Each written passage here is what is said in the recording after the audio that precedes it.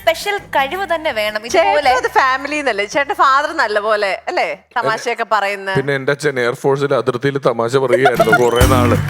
ഞാൻ എവിടെയോ കേട്ടിട്ടുണ്ട് ചേട്ടൻ. എന്റെ വീട്ടിൽ അങ്ങനെ നമ്മൾ കൂടുമ്പം ഒന്നാമത്തെ കാര്യം ഞങ്ങൾ 5 മക്കളായിരുന്നു. 5 മക്കൾ ഒരു ചെറിയ ക്വാർട്ടേഴ്സിലാണ് താമസിച്ചിരുന്നത്. വെള്ളൂർ പേപ്പർ കമ്പനിയുടെ ക്വാർട്ടേഴ്സ് ആണ്.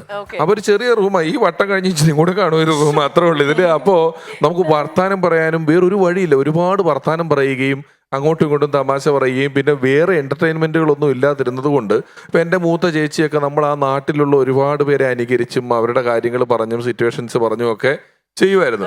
അത് ചെയ്യുന്നതിന്റെ ഒരു സുഖവും അതിലെ കുറെ നർമ്മങ്ങളും ഒക്കെ ഉണ്ട്. ഞങ്ങൾ 5 മക്കളാന്ന് പറഞ്ഞല്ലോ.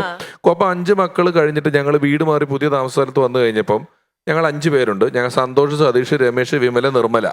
ഇത് പാല് കൊണ്ടുതരുന്നൊരു ചേച്ചിക്ക് ഇത് സന്തോഷ്, സതീഷും, വിമലൻ, നിർമ്മലൻ, രമേശും ഒക്കെ കൂടെ തന്നെ കൺഫ്യൂഷൻ. അപ്പൊ ഈ ചേച്ചി തന്നെ കുറച്ചു കാലം കഴിഞ്ഞ് ഞങ്ങൾ 5 പേരുടെയും കല്യാണം കഴിഞ്ഞപ്പോ 5 പേരും കൂടെ വന്നല്ലോ. സന്തോഷിന്റെ ഭാര്യ, എന്റെ ചേച്ചിയുടെ ഭർത്താവ്. അപ്പൊ പിന്നെ പുള്ളിക്കാരത്തിക്കും വയസ്സായി. പുള്ളിക്കാരത്തിയുടെ ശേഷം കൂടുതൽ പോയി. എന്റെ ചേച്ചിയുടെ ഭർത്താവിനെ ചെന്ന് രമേശെന്ന് വിളിക്കും, പുള്ളി തെറ്റും. അങ്ങനെ ഇവർക്ക് ഒരു ദിവസം അമ്മ കൃത്യമായിട്ട് ഈ പോലീസിന്റെ തിരിച്ചറിയൽ പരേഡ് പോലെയൊക്കെ നിർത്തി ഞങ്ങൾ എല്ലാരെയും കൂടെ നിർത്തിയിട്ടൊക്കെ ഇതെന്നൊക്കെ എന്റെ അമ്മ പറഞ്ഞു കൊടുത്തു കഴിഞ്ഞിട്ട് അമ്മ അതോട്ട് പോയ സമയത്ത് ഞാൻ പിന്നെയും കൺഫ്യൂഷൻ ആക്കി വിടും. ചെറുതായിട്ടൊരു കൺഫ്യൂഷൻ ആക്കി വിടും. ഇങ്ങനെയുള്ള കാര്യങ്ങൾ നമ്മൾ വീട്ടിൽ അങ്ങോട്ടും ഇങ്ങോട്ടും പറയുകയും ചിരിക്കുകയും ചെയ്തിട്ടുള്ള നർമ്മങ്ങളല്ലാതൊരു അങ്ങനെ ആർക്കും ഉള്ളതായിട്ട് തോന്നിയിട്ടില്ല.